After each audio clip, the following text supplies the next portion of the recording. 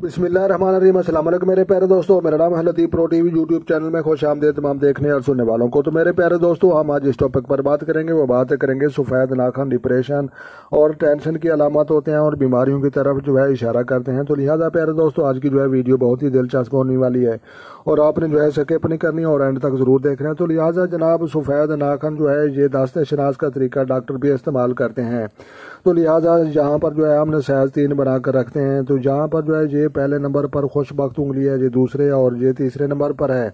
और उसके बाद जो है यहाँ पर आप नाखून दे सकते हैं कि बिल्कुल सफ़ेद होंगे तो ज़्यादा जो है डिप्रेशन और टेंशन की जो है प्रॉब्लम होगी और मैदा काम नहीं करेगा और उसके बाद जो है खून की कमी का शिकार होगा। और हल्के गुलाबी होंगे तो इसका मतलब है कुछ कमी है खून की।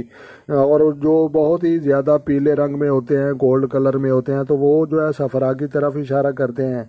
तो यहाँ पर जो है छोटे छोटे जो है यहाँ पर जो है धब्बे बने हुए होते हैं सफ़ेद। तो लिहाजा सफ़ेद धब्बे जिनके हाथों पर पाए जाते हैं, नाखूनों पर पाए जाते हैं, तो लिहाजा वो जो है पानी की कमी की तरफ इशारा करते हैं और ये बताते हैं कि जो है गुर्दे में जो है कुछ जो है मटेरियल जम चुका है और गुर्दा सही तरीके से जो है वाश नहीं हो रहा। या तो वो खड़ा होकर पानी पीता है या जो है बिस्मिल्लाह के बगैर पीता है या गटक गटक कर पीता है। तो लिहाजा पानी पीने का तरीका भी यही है कि आपने जो है चूस चूस कर पीना है।